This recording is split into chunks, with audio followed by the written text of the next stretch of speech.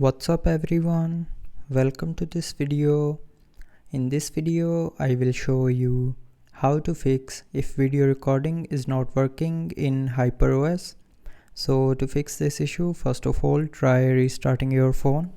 So to restart, press and hold on this power button and then swipe down this white circle, and when this circle gets green then you can lift up your finger to restart your phone.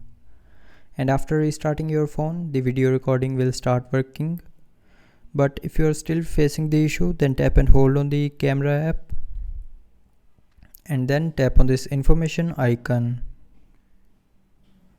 Now here tap on force stop and then tap on OK to confirm. And after force stopping the camera app, the video recording will start working properly. But somehow if you are still facing the same issue, then the last solution is try updating the phone's software. So for that, open settings.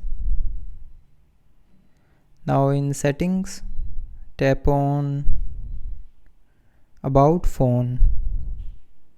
Now here tap on the software version and then it will automatically check for the available updates. So if you have any available update, then update your phone software to the latest version, and after updating the phone's software it will fix the video recording not working glitch.